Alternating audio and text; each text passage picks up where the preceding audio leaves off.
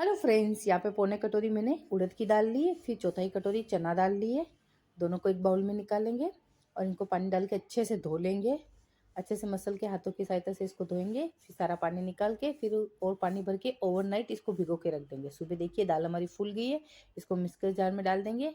3 हरी मिर्च और एक अदरक का टुकड़ा डालेंगे और इसको पीस लेंगे। थोड़ा पानी ऐड करेंगे, ज़्यादा पानी ऐड नहीं करेंगे।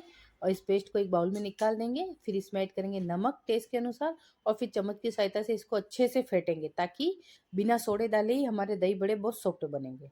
तो इसको अच्छे से फेंटने के बाद मैंने तेल गरम रख दिया है। तेल को अच्छे से गरम किया है और गैस की फ्लेम मीडियम कर दी है और मीडियम फ्लेम पे हम दही बड़े तलेंगे। देखिए बिना सोडा डाले एकदम फूले हुए बड़े तैयार है।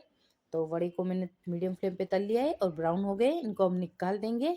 अब हम क्या करेंगे, गुनगुना पानी लेंगे, उसमें ऐड करेंगे ये वड़े। इसको थोड़ी देर रखेंगे। फिर एक छन्नी में वड़े निकाल कर हाथों की सहायता से दबा के सारा पानी निकाल देंगे। तो ये सारा पानी निकाल देंगे। अब इसको हम सर्व करेंगे। तो उसके लिए प्लेट में हम ये दही बड़े ट्रांसफ़र करेंगे। फिर ऊपर से डालेंगे थोड़ा नमक और मिर्ची, क्योंकि बड़े फीके फीके अच्छे नहीं लगते। तो पहले ये करेंगे, फिर ऐड करेंगे दही। दही को अच्छे से फेंट के मैंने सॉफ्ट कर लिया है। फिर ऐड करेंगे नमक, लाल मिर्ची पाउडर, थोड़ा चाट मसाला और फिर हम ऐड करेंगे इमली की चटनी।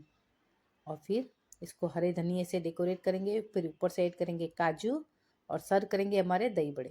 Thank you.